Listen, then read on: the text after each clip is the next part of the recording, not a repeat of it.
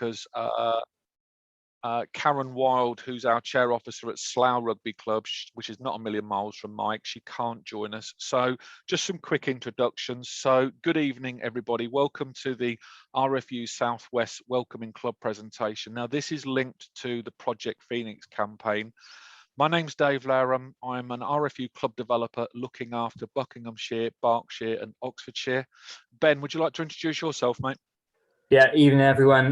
Ben Smith, club developer, covering Wiltshire and half of Somerset. The north of Somerset is the easy way to explain it. I'll just be sat in the background in case of any tech problems. Hopefully I can help solve it, but also here to listen in and join in the conversation, and looking forward to it tonight.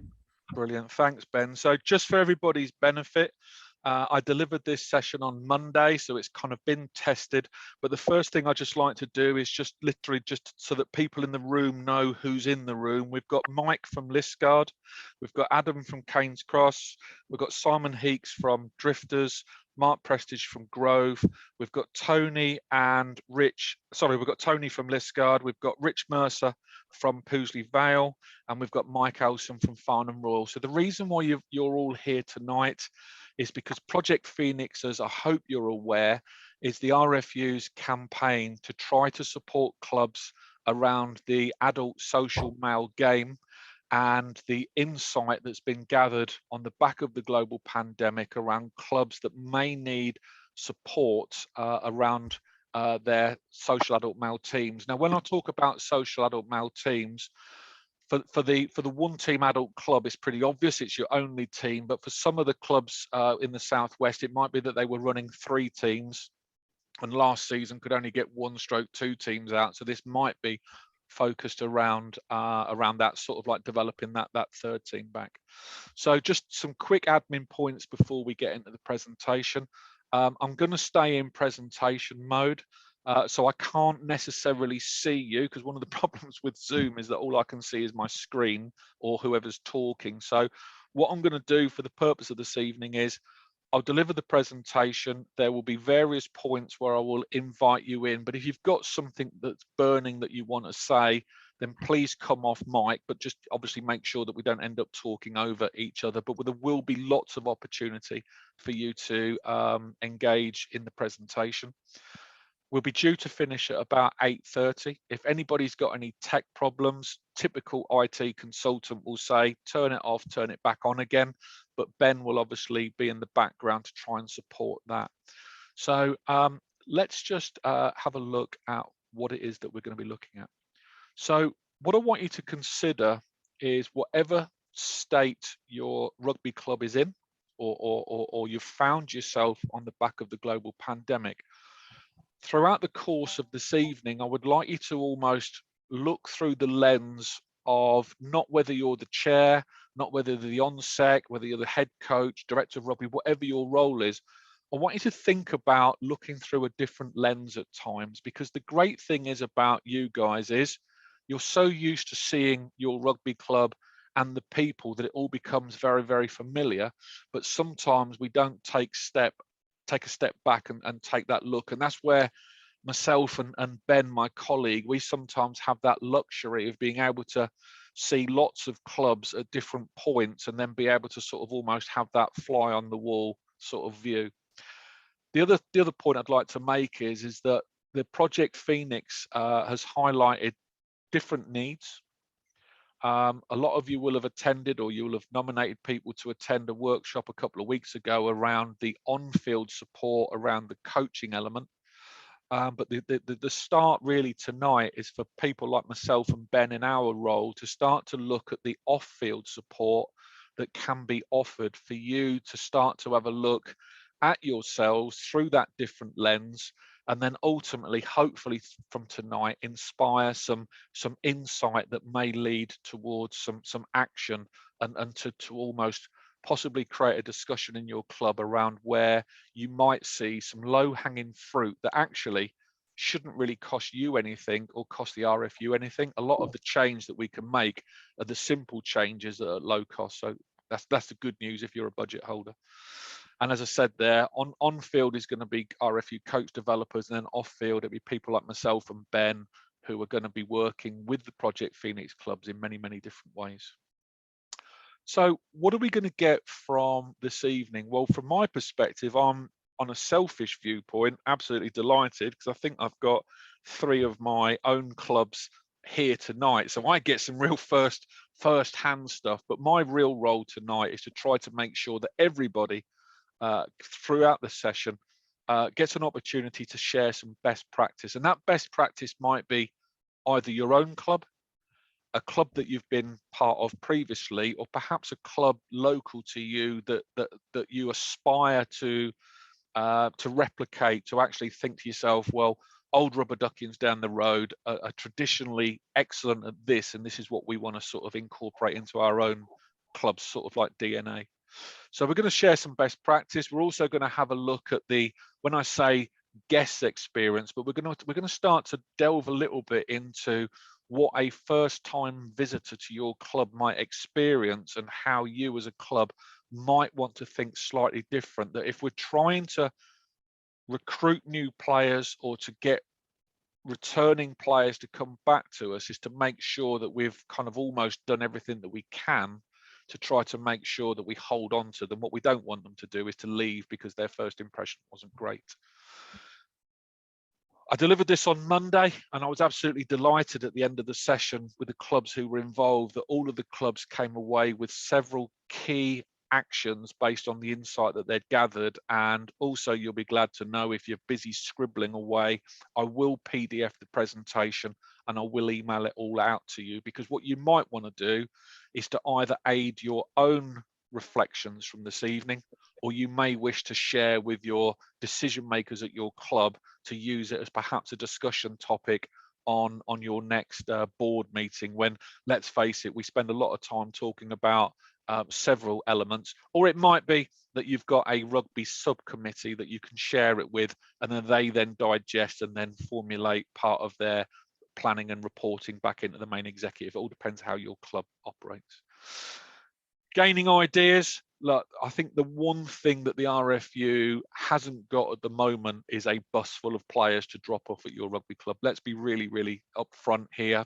Cards turned up. I can't magic up players, but what I can do is to try to help you all with ideas of how we can at least start to think differently about what we are and what we do, so that we've got a better chance of recruiting and retaining.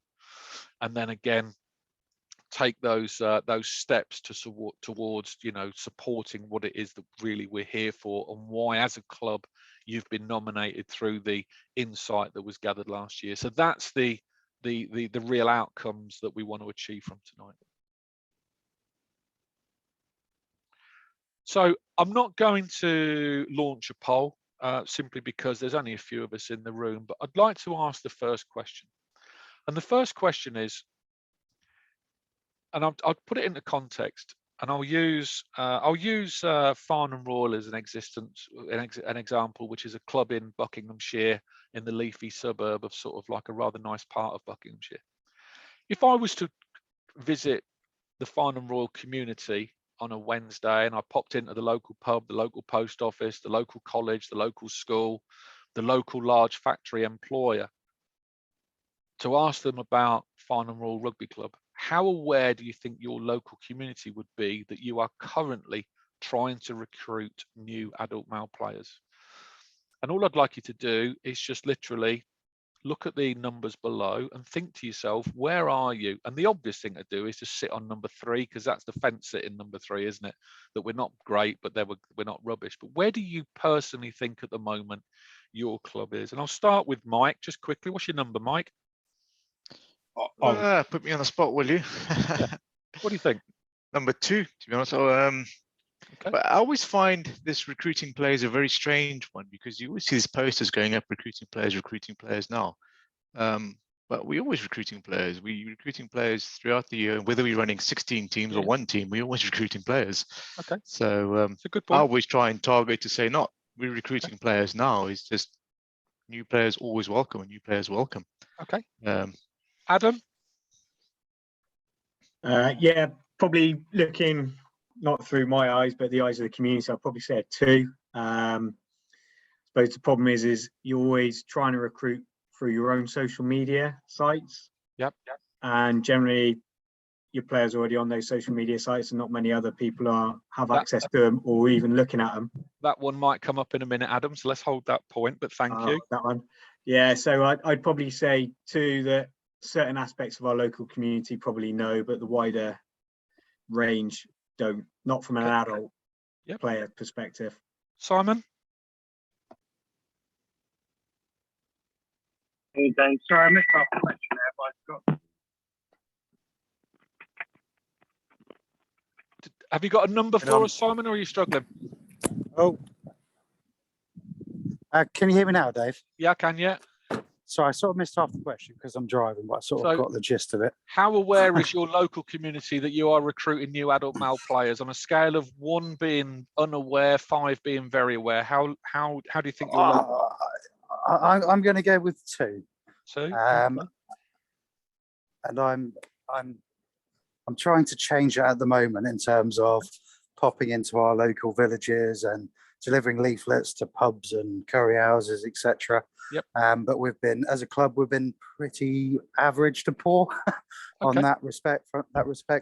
No problem. So, Mark at Grove, what number, mate? Well, I go for 2, Dave, and I would say to everyone else on the call today, I'll just say this once, as Dave knows this, that I'm new chair at my club and it's been neglected for a long time, and we do have a lot to do. So yeah, definitely a 2 at the moment. Okay. Tony at Liskeard. Yeah, I would agree with most of the folks, 1 to 2. And as previously said, that most of our guys are all on social media, and that's where we normally recruit from. Okay. Word of mouth. So yeah, 1 or 2. And Rich? Yeah, 2 seems popular. I'd say we're probably lower than that. 1, as I think everyone has already got. The problem is that all your current players know you're recruiting, but no one else does. You might do well on poll 2. Hold that thought. I've got to say, Rich, loving your fashion sense. A beard and a bald head. It's the way forward, mate. Loving it. Look. It's the look now. It's the in look. We look like the Mitchell brothers, don't we? The pair of us. If I could just interject here, I have to say I looked at you, Rich, and you look like a vicar with that white collar underneath. And Mike, what would you score final rule, mate? I would say mostly 1 to 2. Sorry. I meant Mike Olsen. Sorry, I've already got. Did I go Mike Mander first? Yeah, you got me first, Dave. Thanks I got you first. Sorry. I've go with Mike Mander. Sorry. So you were going to go with the 2, Mike. Okay. Yeah, 1 to 2. Same as everyone else, really. You know. Okay. I've only just been voted in as chairman, so like I say, we've got a fair bit to do to try and catch up. So you didn't get out of the room quick enough at the AGM? No, unfortunately not. I was the only name put forward, and yeah, like I say, I got stuck with a sinking ship, I think. But you know, congratulations. I'm sure we can turn it around. But yeah, like I say, it's just we're the same thing. Social media. It's only the players that see those pages. Our newspaper reports have been notoriously poor for the last couple of years, so we're trying to rectify that and go from there, really. Okay. Well, interestingly, that a couple of you have already alluded to it. So poll 2, and I'm just literally going to ask you now, just for time, just to give me a number. So we've talked about external facing, i.e. the viewpoint of what people have looking in. What about internally then? Because as we'll allude to in a second, you know, you've got a lot of influencers within your club. Let's start with Mike Manders. How aware is your club membership that you're recruiting new adult male players? I'd say 2 to 3. Adam? We've just recently released something on our social media, so I'd say 5. Excellent. Simon Higgs? In terms of our club membership, they're aware that we're recruiting. I'd probably go 7 or 8, just because I work closely with the chairman. A 7 or 8 on a scale of 1 to 5. Wow, that's amazing. Oh, sorry. You tell my secret's bad, can't you? About 3 to 4 then, Dave. 3 to 4. The club are aware we try. Yeah. Okay. Mark at Grove. I'd say 4 days. And Tony at Liskeard. Yeah, same as Mike, 2 to 3. And Rich Mercer. So I would say the players, current players know, but the membership, wider membership, we've got a lot of VPs who want to get just for international tickets, have no idea probably. So 2. Wow. Okay. And Mike Olsen at Farnham Royal. Yeah, I'll go 4 to 5. Excellent, mate. So we've made that as interactive as we can, and it's great that we've got some sound bites as well. The point I want to make now, looking at the numbers that you've given, is we actually know now that if you equate those numbers that you've given me to percentages, you know, some of you are hovering around 20 to 40% on the first poll, and then sort of around 60 to 80% on the second poll. So a very, very simple question would be, based on those scores that you've given for either poll, whatever you did score, if you scored a 3, what does a 4 look like for you? You know, that's low hanging fruit. What can we do to make sure that our external facing is improved? And then what can we do to bring to life the campaign that we have within our membership? Because ultimately, our membership are stakeholders within this. You know, if I'm a player at Old Rubberduckians and we manage to get a few more boys available for training, it's going to enhance my experience. It's going to enhance my ability to put a shirt on a Saturday with the 2s or 3s, because ultimately I'm getting fed up of games being called off. So, you know, ultimately just think about what you scored and then think to yourself, based on those scores, what does even better look like? What's the natural step for you to take that 2 to a 3 or that 3 to a 4? And that's really where, once we know we need something, that's the insight, but what are we going to do about it? That's the action. And really, you know, for several of you on the call who I know are sort of like directors of rugby and chair officers, it's making sure that we bring to life with our rugby subcommittees that sort of like need, that rather than focusing on Tuesday, Thursday, Saturday, pumping the balls up, making sure the kit's washed, let's look a little bit, you know, further ahead about what it is that we're trying to do together. So just moving forward then, so how do you find new players? Well, you know, it's not rocket science, but first of all, what is the club's call to action? You know, what are you currently doing as an executive, as a rugby subcommittee, to highlight the need and then come up with a plan of action for you to be able to deliver your key messages both internally and externally? Next question it would be is, how easy is it to find out information about joining your club? And you know, I have the privilege and the pleasure of being able to support 50 odd clubs in my sort of neck of the woods. And I very often are on their GMS pages and on their websites for various reasons.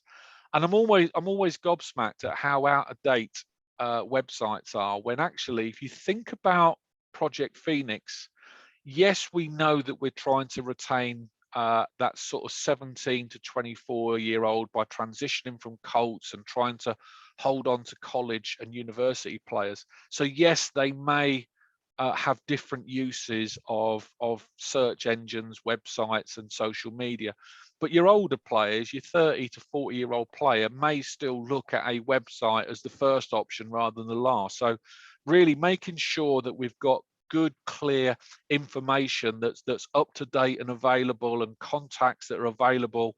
We need to make sure that, because let's face it, if you can't find something, you'll very quickly move on and think. And the way I look at it is, I always think that a website, you know, the sign of a good business is a business with a good sign, and your website to the outside world is your front facing sort of signage. So, you know, again, making sure that we've got that really easy touch solution to be able to do that. What communication methods have you considered? We've obviously got website, we've probably got Facebook, Twitter, Instagram, TikTok, all of the different stuff.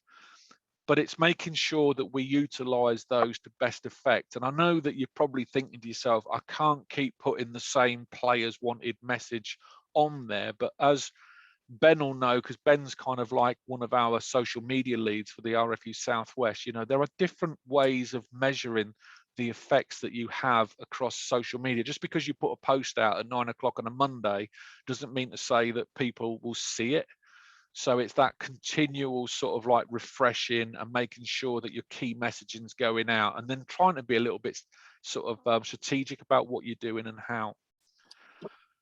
The question that I would have, and this is why I put the poll up about whether your membership are aware, is who are your key influencers? And, you know, I'm 53. What do I know about social media? What do I know about the new world? But when I see on television, you know, reality programs about people whose careers are bloggers and influencers, and I think to myself, well, how do they actually make a living? It's because businesses will invest in people to influence different generations and different demographics around, you know, obviously signing up for their wares, their programs, their you know, what it is that they're offering. And the reason I put the previous poll up is whether it's your players, your volunteer workforce, whether you've got minis and juniors and you've got parents, you know, we've all got an investment, a social attachment. So therefore, if you put a post on Facebook and you've got 320 followers, how many of your players and volunteers would reshare that on your behalf because it's something that they believe in and want to try to support the club with? Or when you look at the post, does it just have one share and it's the same person who shares everything?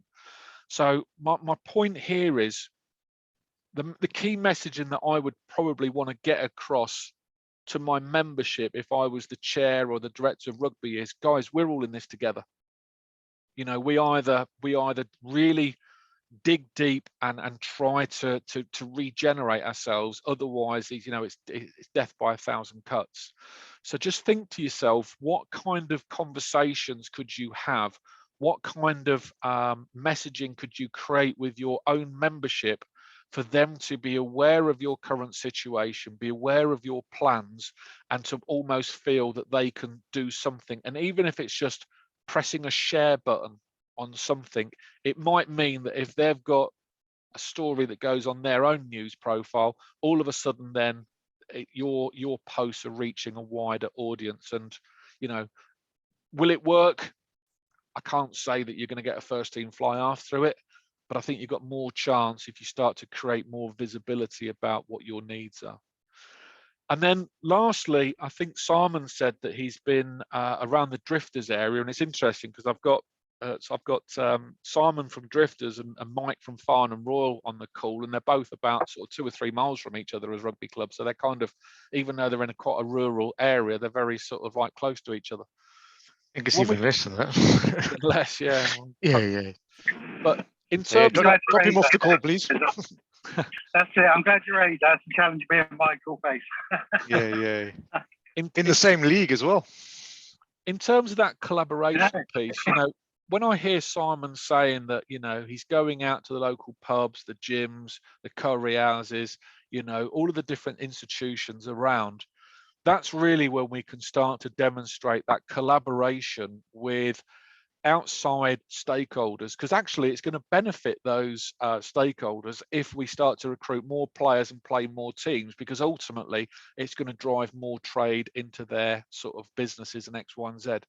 And I know that's a little bit of a sticky wicket for possibly your honorary treasurer or your chair officer, who might say, well, the problem with doing that is we'd rather they sponsor us. But realistically, to have that conversation with, you know, the local schools, colleges, universities, workforce, you know, you might have some large businesses around you, people who are willing to collaborate because they've got similar values and they feel that, yes, they can, you know, help you to relay your key messaging, because ultimately it could, if it was sold in the right way, benefit them.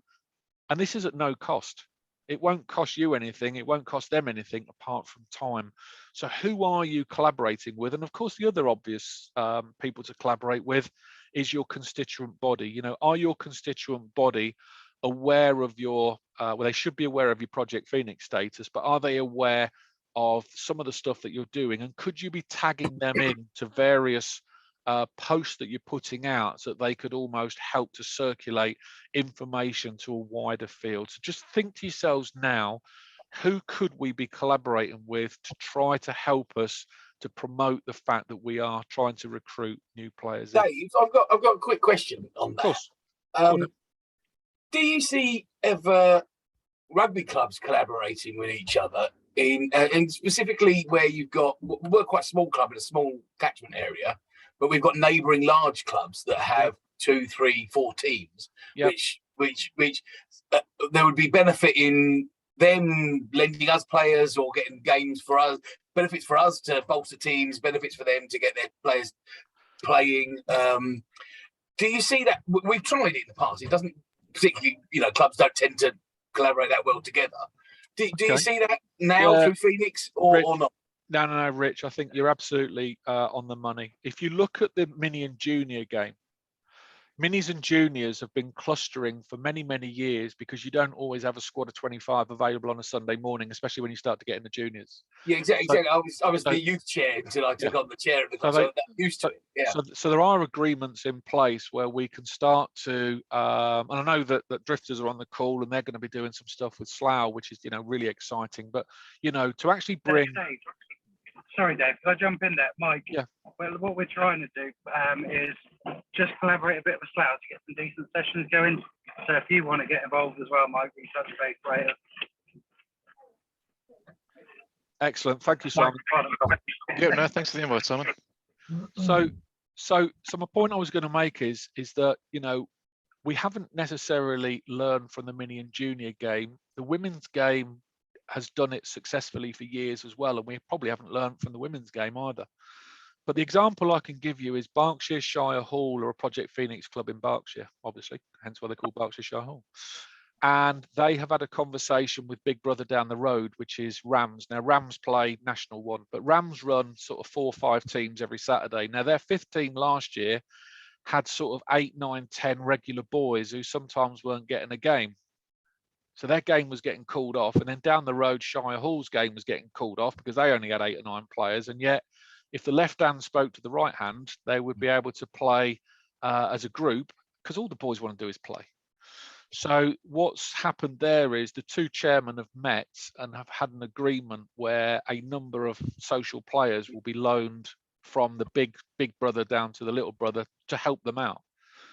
And long may that continue, because if I look at clubs who turn up and they've got 15 boys on the pitch and they've got 8 on the bench, and you know that another club down the road has called a game off because they're 5 players short, well, come on, some common sense here. But the flip side of that is we want their membership, we want their loyalty, we want their beer money, we want everything else. So there's almost got to be a little bit of trust there as well. But Rich, I think you're absolutely on the money to ask it. So my next question would be, and again, I'm just going to ask for the numbers, just for time. It's not because I'm not interested in what you've got to say, guys. It's just because I know the presentation needs, to go through. Poll number 3, how welcoming is your club to new players? So again, looking at that lens of taking yourself away from your current position, thinking about someone who's arriving for the first time, how welcoming do you think your club would be? 1 being not very welcoming to 5 being very welcoming. And we'll start with Mike Manders. What do you think, Mike? I'd go for like 2.5, 3. 2.5, 3. Okay. Adam? Yeah, I've got Splinters, so I'm going to stay with 3. Okay, good man. Simon? I'll come back to Simon. Market Grove? 1. 1? Yeah. Wow. Okay. Tony? I can't disagree with Mike because he'll beat me up, so I'm going to say 3. Okay. Rich? 3, I'd say. And Mike at Farnham Royal? 17. 4.5. I think we're very, very welcoming. That's one of our strengths. Everyone's very open when people come in, have a good chat. Okay. So moving forward then, I just want to talk about, and I think this is something, and I think Market Grove, I think this would be a fantastic opportunity for you to think of this in terms of you being a new chair and obviously wanting to regenerate your club. It's what we call the car to bar experience. So all I want you to think about is the journey that someone takes to eventually being on the rugby pitch on a Tuesday, Thursday, or indeed it might be their first time, might be a Saturday. So the first thing is if a new player was to arrive unannounced 30 minutes before a midweek training session, because if someone's gone online and said, I'm thinking of joining, 9 times out of 10, you're going to make sure that they're met. But if someone just happens to turn up, how do they actually, once they've arrived at your main club and parked, how do they find your changing rooms? How do they find the actual pitch? Well, in November, it's normally pretty obvious because floodlights are on. But if you turn up at a multi-sport venue, if you was to go to somewhere like, I don't know, Wallingford, Berkshire Hall, some of the clubs around me that, or even Drifters down at Farnham Common, you know, it's in the middle of a large sports hub. So where do they actually find the pitch?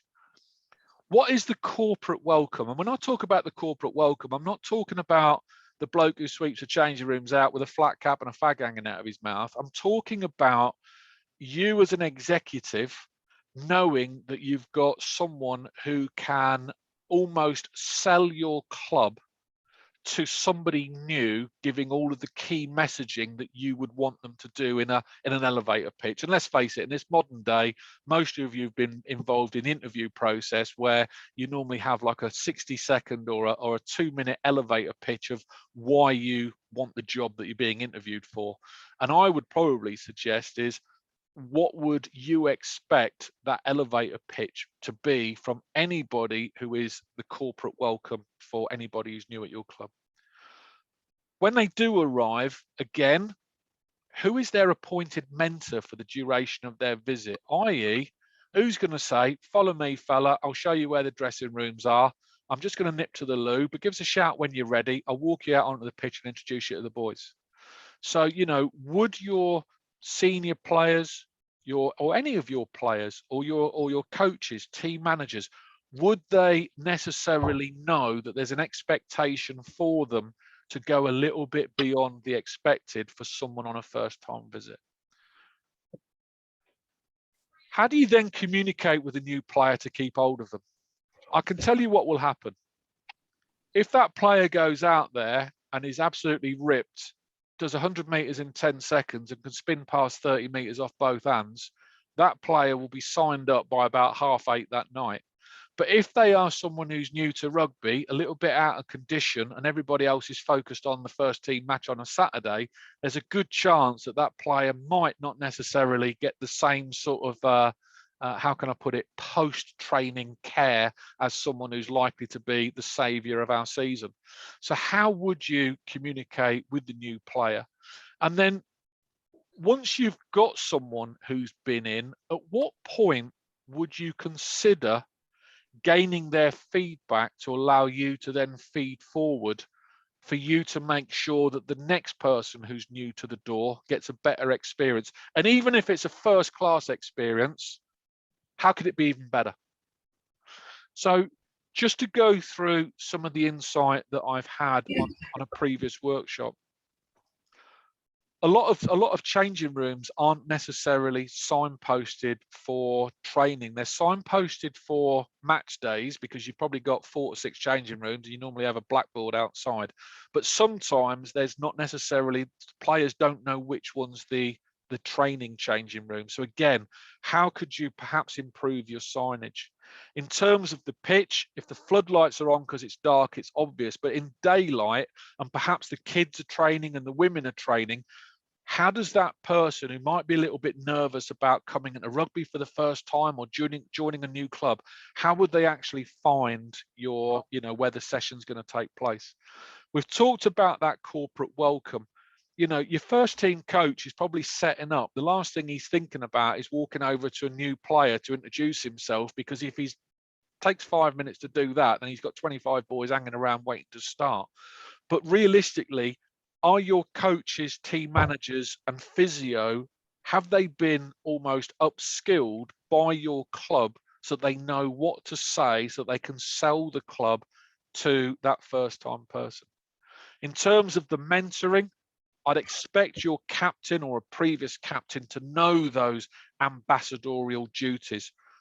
But at what point during the season or pre-season might your team manager or first team coach actually sit down and explain to the players after a session, this is the expectation, guys, for any new players walking through our door. This is how we at Old Rubberduckians like to welcome first-time visitors. Then in terms of that communication, whether it's to gain their data so that you can put them on game management system, whether it's to add them to a WhatsApp group, but somehow you are going to need to be able to communicate with them, and also hopefully get them to sign up to your website, Pitch Hero website, call it what you will, but ultimately so that we can maintain comms. And then the last one was really interesting because on the Monday workshop, one of the clubs said that they normally survey their players every 3 months, and the surveys are led by the players for the players, but the insight is provided to the committee for them to divulge the insight so that they can then make sure that it's player-led decisions that have made. And I thought that's quite interesting, because a lot of time the surveys would be created by sort of my generation for younger players, but what they've kind of said is, and I said, well, how does that work? And they said, well, we kind of suggest what the topics might be, but we let young people decide on the survey for young people. And I said, what's your return rate like? And they said, to be perfectly honest with you, most of the players return the survey because it's done through their WhatsApp group and it's led by senior players, and they will chase because they believe in the process. So a little bit of that car to bar experience of you considering now, what does it look like for someone new walking through your door?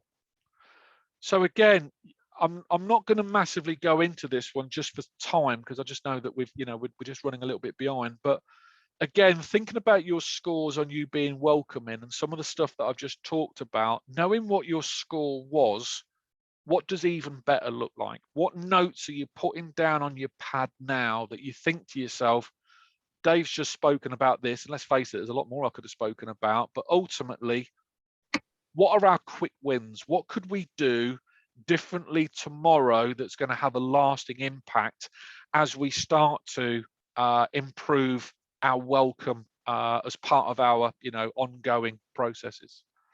So I just want you to consider now, we've all, on the back of the global, well, let's face it, talking old money, before the global pandemic, when we were all doing what we wanted, but on the back of the global pandemic, when we've started to get back out, or hopefully you've started to get back out, I want you to think about events that you may have been to, whether it's barbecue, family barbecue, whether it's a work party, whether it was visiting an away club on an away game, whether it was going to anything. What has impressed you about hosting skills of when you went there? What made that person or that corporate environment great hosts? And I'm just going to come to you to come off mic, because I'm just aware that I've been chatting away for a couple of minutes. What kind of things do you think make a really, really good host? I'm just going to ask you just to sort of like shout out a couple of things. Could I jump in, David? Simon? Yep. I think it's a really interesting journey that you speak of, because I think from Drifter's point of view, from the start of the journey that you're discussing around signage, etc., you know as well as I do, you drive through Farnham Common, you wouldn't have a clue we were there. Yep. Unfortunately, we were part of a sports club.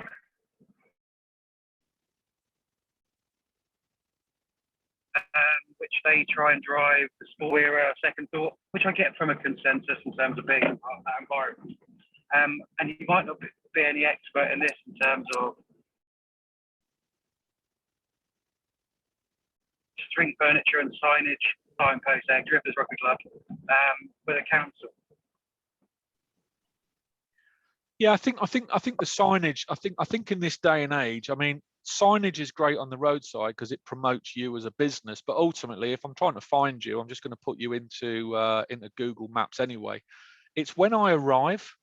So I'm actually within the red line now. But whatever rugby club I go to, I'm easy. As a coach, all I need to do is find the changing rooms. But as a member of the RFU, I just normally need to find the clubhouse. But if I'm new to that environment, is it obvious where the changing rooms are? You know, is it clearly signposted? And that's the kind of the things that we would probably suggest may improve the experience.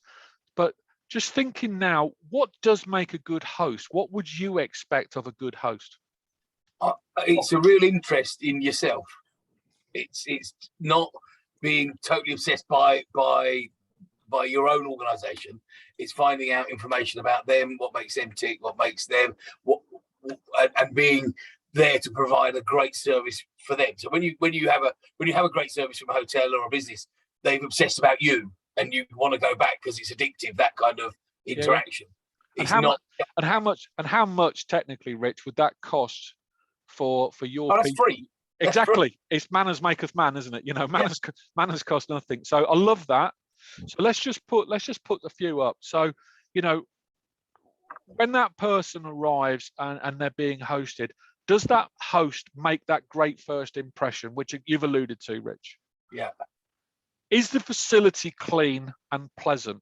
And I think one of the problems is with our rugby clubs is, and hopefully it's because they're being used and not just sitting dormant, but ultimately sometimes the cleaning regimes don't always suit the actual usage. And I'll give you an example of that. I was director of rugby at a club where the cleaning regime was, it got done on a Friday, deep clean on a Friday. So if the adults played on a Saturday, the kids played on a Sunday, when you turned up on a Tuesday for training, you were walking through the same mud that had been brought in on Saturday and Sunday. But when you came in for a match day, they were absolutely gleaming. And I said, first impression was, why can't we split those hours to make sure that it's done on a Monday and then redone on a Friday, rather than having 6 hours? Can't we split it so that it's always clean? So, again, making sure that first impression when people walk in is they're walking into what they expect: clean changing rooms, clean toilets, and if the bar's open, a clean bar. This is an interesting one because not all clubs open after training, because let's face it, all you're going to do is sell 3 cans of Coke. But ultimately, if I'm new, would somebody at least say, come and have a beer or a Coke afterwards, and then literally say, first one's on me? Now, I know that's not fair on your players or your volunteers to have to put their hand in the pocket, but is there a bar tab? Is there a button on your till that allows a free drink for a first-time visitor? Because it goes a long way. It's kind of like, if I think of Mark at Grove, if I go to have a meeting at Grove, they will make me a cup of tea or a cup of coffee during the day. And if I met with Mark at my house, as soon as he walks through the door, can I get you a tea or a coffee? But if I go into a rugby club as a new player, would somebody literally say, can I get you a drink? And I know you might say, well, yeah, it all costs us money. But again, it's that sort of that reciprocal sort of manners maketh man. Plan interesting activities for you and your guests. That's some of the stuff that the coach developers are going to be working with. But I'd also probably say part of your pitch to anybody who's interested in joining your club is to talk about what happens after games, what other social events may be taking place. Perhaps you're going on tour, something that they and their families can think it's more than just 80 minutes. So again, thinking about what activities are going to be taking place on the grass, but also what you might be able to inspire them with to almost give them something to look forward to. And never act imposed upon. Yeah. Sorry, Dave. Simon again. You must think I've got a lot to say for myself. It's a long day at work. But like nobody's spoken to me. Anyway, in terms of what we do at Drifters, we'll buy them a drink after, we'll have a pint with them, etc. But just on a similar topic, but a different tangent that you other gents might want to think about is what we're thinking of doing in terms of trying to bring players in is use your current members. And it's only something little, but offer them like a free polo shirt or something if they can bring a new player in that plays 5 games. We're just thinking on just outside the box, really. Well, that's what we're going to trial this year. Something different, something we haven't done before. But yeah, so you guys might want to take away. It came up on Monday's presentation where one of the clubs in Gloucestershire offers, I think if you introduce a paid up member player, I think you can get a discount on your own membership and possibly exchange beer tokens on your swipe card across the till. So again, it's incentivizing those stakeholders to think, you know, about how they can introduce.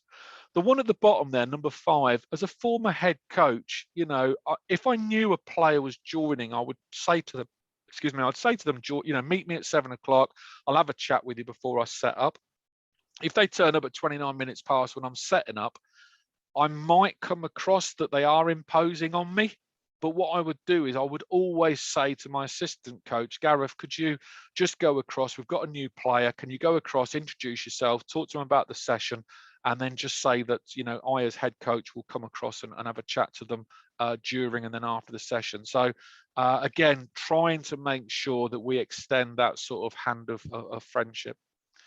And then, of course, the other one is, you know, is to be inclusive and to make sure that, you know, whether they're going to be your first team fly half or your third team prop or someone who's probably just going to bring the oranges on, you know, just to make sure that we're as inclusive as possible and making sure that our on-pitch provision provides relevant training and rugby, and they don't just become cannon fodder for the first team, but just to make sure that, you know, we include everybody where possible. And that's not just on the grass, that's also in the clubhouse as well. You know, these people might be new to the area, they might not have many friends, and there's nothing worse than, you know, cliques all forming after a game and then they sit there and don't feel that they're welcome. So just making sure that we recognize difference and then go out of our way to include. So we've come to the insight to action. So we've had a little bit of talk about how we might create or be aware of that sort of welcoming element. What I'd like to do now is just to discuss very, very quickly some of the things that you might wish to consider. And I'm just going to race through these before we move on. And the first thing is, as a Project Phoenix Club, we've identified that we've got an area of priority for us as a club. So in terms of change, is there a shared attitude across the executive committee, across the senior playing subcommittee, across the senior players, anybody who's supporting us?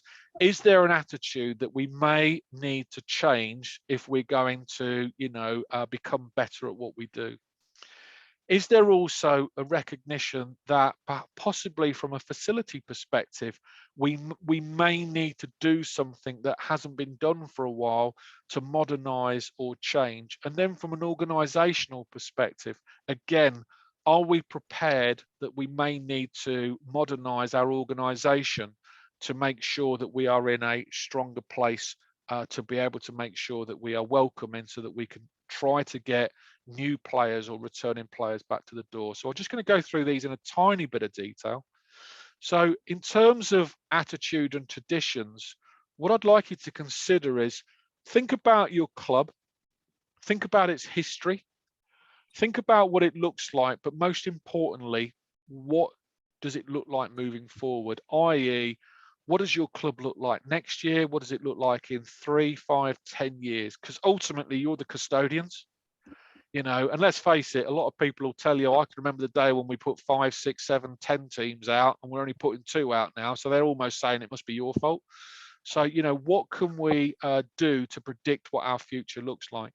And in terms of that attitude about, you know, change, we've got to remember about each rugby club's different. You know, we are the Rugby Football Union. We are a members organisation, but you are all very, very different. Probably the only thing you've got in common is the shape of the ball and the number of players.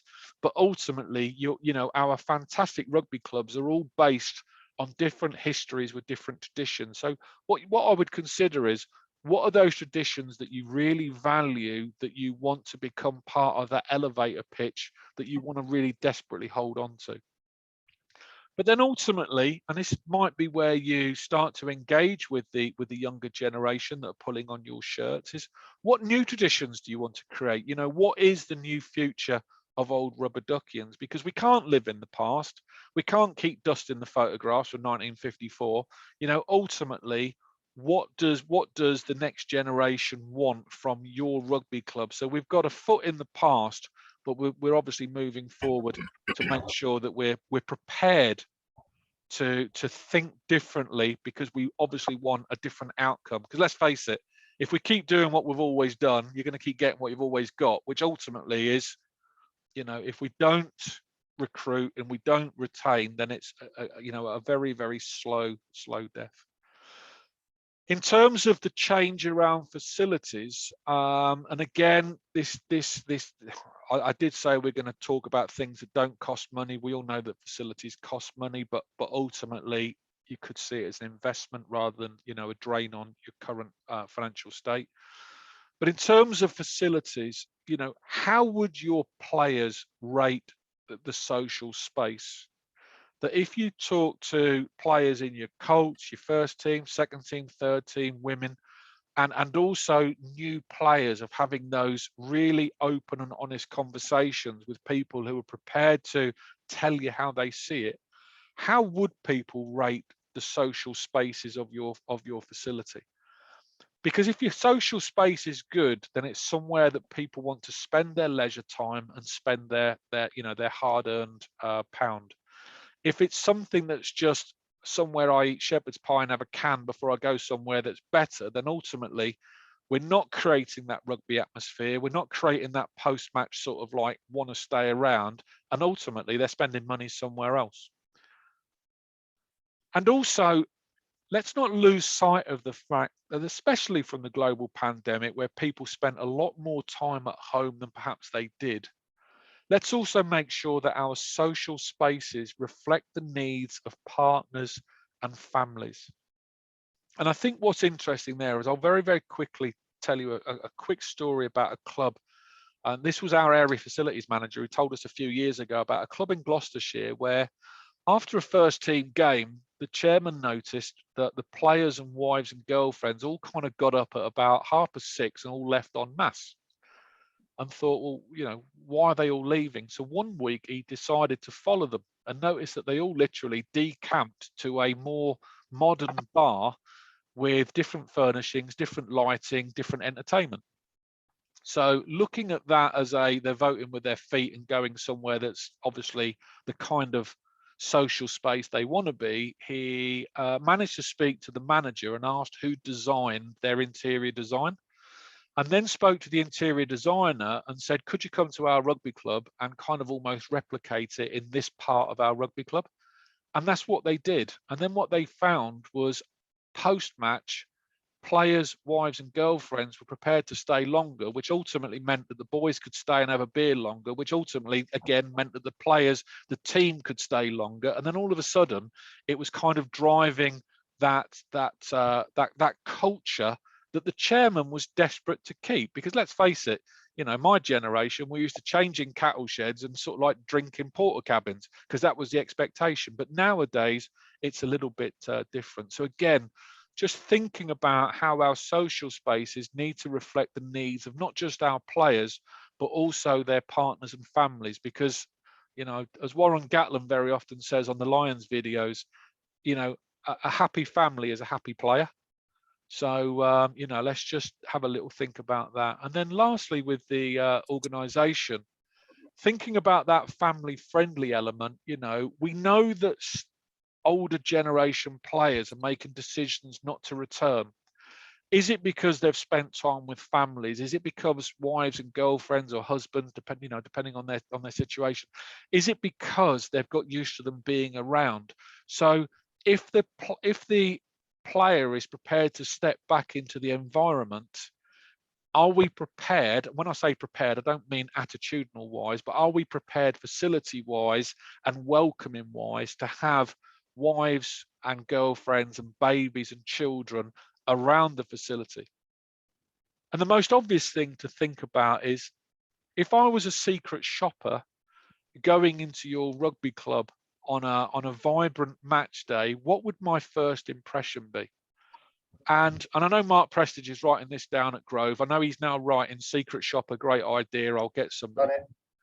Yeah. My advice would be, whatever your role is in your club, think about someone that you know and trust and ask them to attend a match day, to go into the club, but sample whatever's on offer, to watch the game, to rejoin the club, to perhaps sample the food, to sample the atmosphere, and sample the friendship or perhaps being ignored, but then producing a detailed sort of insight that actually gives you not necessarily some ammunition, but gives you an insight into how somebody who's not from your club perceives you just by being that first-time visitor. Because I think personally, that's probably as powerful as all the stuff that I've spoken about, of having someone that you know and trust to give you warts and all. So I don't think I need to do this again, because you've already given me what I thought was some quite conservative scores anyway. If you started to say they were 4s and 5s, I would probably be saying to you, on reflection, do you think you've gone down or you've gone up? But I'm just going to leave it there for a second, just for you to reflect with some of the things that have been discussed, where you think there may be some opportunity for you to develop. And again, similar slides going to come up. What does even better look like? Now that you're starting to reflect, what could you be influencing that's going to make differences around it? And then that reflective piece, I'm just going to help you with that, because again, it's a slide that we use with coaches all the time, and it's called the plan, do, review, conclude. Knowing what you now know, and we've only gone on a very, very quick workshop and we've had some great insight from you guys, but knowing some things that you're considering from the stuff that you've written down and from the reflections that you'll create from the PDF, how are you going to formulate your plan? And that could be what I'm going to do today, what I'm going to do tomorrow, or what we're going to try and achieve over a season. I don't know. But how are you going to formulate your plan? How are you going to deliver it, i.e. the do? How are you going to review it? What points are you going to review the actions that you've put out there to see if they're working or if they need to be redefined? And then how are you going to conclude and then go through renewal, so that we don't go box ticked, don't need to look at that again? Because really it should be a fluid state that we continue to go through it. And it might be that perhaps Mark at Grove might do it initially, and then at Christmas might hand it over to another director and say, right, I did it before Christmas, I want you to revisit and just look at these key areas and give me a different lens to look through, so we might get a different viewpoint. And then with that insight to action, just think about now, and again, the RFU is great at asking really good volunteers to do more work. What one thing do you think from this evening you could do that's going to impact your rugby club this week? What's your easy win? What do you think you could do to be more welcoming around players, either knowing that you're looking for players, or their first time visit, or then making sure that you can keep hold of them through all of the stuff that we've talked about? And then lastly, how are you going to measure this? And when I say measure, I'm not talking about coming up with a consultancy, sort of matrix where we've achieved something or we haven't. But ultimately, how can we develop continual insight to inform us about giving us the best chances possible of recruiting, retaining, and creating that culture that it is that you desperately want? So I'm just going to stick the outcomes up that we were trying to achieve. Some best practice. Yeah, I know I've done a lot of talking. Looking at your current experiences, you've gone quite quiet on me, and I think that might be because you're in reflection. Some immediate actions, I'm just going to get them from you before we go. Some ideas, I think we've generated some of those, and then what your next steps are. Before I come off the share and go into gallery mode, I just want to remind everybody around the Pitch Up for Rugby weekend. It might be that it's your first league game of the season, so what could you do to create an event? If you haven't got a league game that day, could you have a friendly, or could you have a clean-up day, or could you do something to celebrate the Pitch Up for Rugby national campaign? So again, you'll get that when I send it out.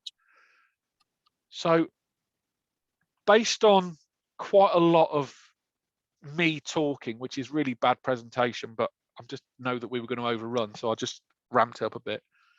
I just want to go around the gallery now and think to yourselves, what's your 1 or 2 key points that you feel you're going to take from tonight and either deliver yourself or to try to influence your board, your committee, your directors, or your subcommittees around giving us the best chance possible that whilst an RFU coach developer might be helping your coaching staff on the grass, how can people like me, Ben, Sadie, Lizzie and Ash, how can we help you to become a better version of you? So I'm going to start my top left.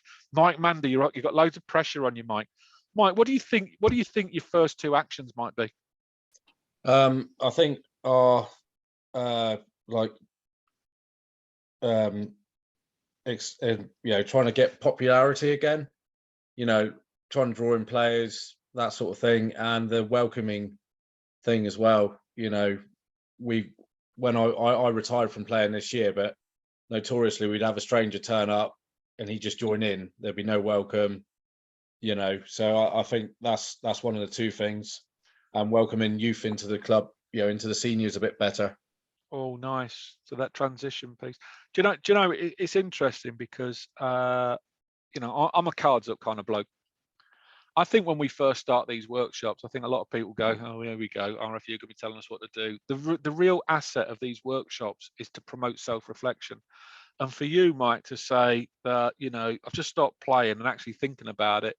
We don't really go out of our way to welcome new players. That was worth me and Ben sitting here for an hour and a half to promote that discussion, because if that's an honest reflection, that's something that can be easily sorted. So great reflection, Mike. Thanks for that. Adam Carter, you're next on my hit list, sir. Yeah, no worries. I think probably the biggest thing is actually speaking to the current players we've got and asking them what they think a good welcome is. And once our players actually tell us what they think a good welcome is, they then understand themselves how to reciprocate that to anybody new. And probably the other thing is, I think you touched on it probably on one of the first or second slide, was we only promote ourselves internally. It's getting better at promoting ourselves externally. We've got a really good minis and juniors section, and we promote that through the schools. I suppose it's just happening of where to promote a senior section in the same vein. Yeah, and I'll be honest with you, Adam. I think if there was a product on the shelf that I could give you, I don't think we'd be here tonight. I think we'd all be watching telly. I think you're absolutely right that even within the RFU, I think we sit there looking at each other, scratching our heads, thinking, how can we help clubs to help themselves? But my suggestion would be is your community, your large employers, and actually speak to your membership. You might find that someone's an HR director of a sort of business that's got 200 employees and there's an intranet. Even if they just circulate we're looking for a new rugby players, if you get 1 or 2 people turn up, what's it cost you? It's cost you nothing. Okay, can I give you an example of that, Dave? I'm sorry to jump in again. Yeah, please do. So I work for a corporate club, and I've been promoting it within my business. I've got 1 player, and 1 is better than none. But Absolutely. If you circulate it around work, and you've got colleagues that work in conglomerates or wherever, just put the word out, and as I say, grow the game. 1 is 1. Simon, while I've got you on, Simon, what's your couple of key actions, mate? So I think in terms of the social media usage, I've ramped it up, and I'm a bit of a dinosaur. I'm on LinkedIn and doing this and pieces, but it's building that sub leadership team, and as you say, just hit the share button, do something, use the younger generation to help grow. So that'll be 1 in terms of building that within the club. The second one, which I probably touched on earlier, is collaboration. So I think myself and Mike have got a fairly easy win there in terms of, first of all, retention, and building good training sessions for a start, which I think is half the battle, getting the numbers there. So if you wouldn't mind sharing Mike's details, or Mike share vice versa, I think in terms of that retention, which in turn I believe will increase people to pull people in, if that makes sense. I should put that on my list of things to do, is to send Yeah. you and Mike an introduction email with your emails and phone. Mike, are you happy for that? Well, let's talk GDPR, shall we? Simon Good Stewart's stuff. got my details anyway. So I he's know al- he he- has, He's always. Why didn't he give them to you? He said he didn't like you. But Oh, he's always. Oh, we're still friends on Facebook. So it's a village rivalry, mate. yeah. Mike, while I've got you on, what's your key actions, mate? I took away signage. Okay. I think that was a good one. And your drug dealer philosophy of the first one's free, the next one's a tenner. Free drink at the bar. So which I will be taking up with our bar chairman stroke treasurer. So when someone comes down, and we can just get some sort of fun going there. Nice. Where you can where the club can cover the cost, so it's not the individual paying. You've got plenty of money down there. Yeah. Let's go to Rich. I like the new player experience stuff, so that the hypercare around, so that everyone understands that this is a new person coming, and everyone in the club understands the club's traditions, the club's values, can expound them to that new person and give nominated actions to people to look after them and to make sure that they're never going to disappear once they got them, keep them. I think that's amazing. I also think that we're really lucky as a club. We've just built a brand new clubhouse. We've got a fantastic ground. I think Ben's been along. It is absolutely beautiful. But we have had a lot of focus on building that club, bricks and mortar, and it now needs to be built on players, as it used to be when it started. And so we need to understand what the players want from it and what will make new players come. And so I think it's a voice of the customer, voice of the players, what will drive that, and then we can put that into action. That outstanding reflections, Rich. Really appreciate that. I think it's a real eye opener when you say that you've got a brand new facility, but you're going to have to almost go through renewal to find out what your players and customers want, because a lot of clubs think build it and they'll come. Actually, you've got just as much work to do, but your overheads are higher. Excellent, mate. Thank you for that. My good friend Mark at Grove. Well, I'm not going to go on to the players because the guys have said basically what I was going to say on that. But I would say the two standouts for our club is building a new. The guy just sorry, I forgot who was talking, but who just said it, is that building what the new rugby club looks like is important. Reinventing rugby and transitioning from what used to be when I was playing, of, as you said, Dave, staying in the bar, getting drunk and staggering home. That isn't the way of the modern world anymore. And you have to look at what you as a club are going to offer to not just the players, but to the social side as well. And trying to keep the tradition of the rugby club and to keep the modern entertainment side of life separate, but not exclusive. That's the challenge, to find out what clubs can offer. I think the other thing I'd say is, and you said it again, Dave, but I would, don't take this wrong way, I'd rent my wife out to go and have a look at the rugby club. As someone who is not associated with rugby, because we come blind as rugby players to what we expect as a rugby club. And if you send my wife into the toilet, she'll come out with a face, will tell you exactly what she thinks of the toilets. And in order to then clean the clubhouse out, make it clean, look at what you can do as very quick gains in order to make the club more attractive to people, because I think that certainly in our case is significant, that the club is tired, dirty, and it needs modernization. And I think they're not on-field things, but they are things that are vital for us to do first. Excellent, Mark, and I look forward to supporting you with that journey as your club developer. Lastly, Tony, what's your immediate actions, mate? Well, apart from I agree with what most of the guys have said about players, making sure that we're more welcoming. I think what I've realised from this is about us recruiting players is that we've got a junior section of 140 kids, which really equals at least 140 parents. And I think we, as a club, need to be in touch with those 140 parents and let them know that we are looking for a club and we are inclusive, and they're not just there for a Sunday. I think involve them more in our section rather than just be two standalones.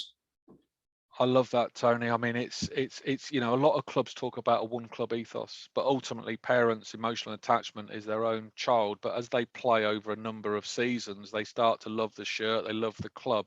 But to actually connect the teams and the different sections together with that common aim and purpose is only going to strengthen us. Absolutely. So, I'll give you a Tony- live example of why that's it. We didn't do that at Pusey, and we let the youth run separately, and it fizzled out and died.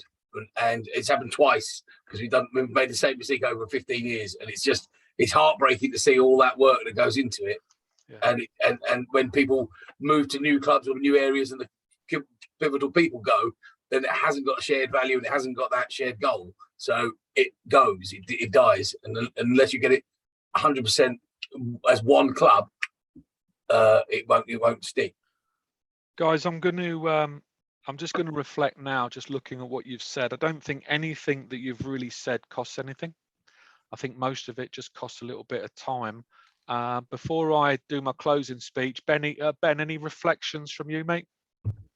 No, it's been a really good conversation. Just taking some notes down, and something like Dave just said at the end, it's just the little things to start getting the ball rolling and get those ideas going. And I guess when Dave sends that email out with the presentation, and as we do, we kind of reflect further on down the line when it comes to Friday or Monday next week. If there's anything you kind of got any thoughts on, then drop us an email, Dave, whoever, as a club developer, as a phone call. We're here to help you guys over the season. So just because this call finishes now, you come up with something else, we want to chat to someone, then please do reach out. Don't just sit on it. We're here to help action those ideas and get them going.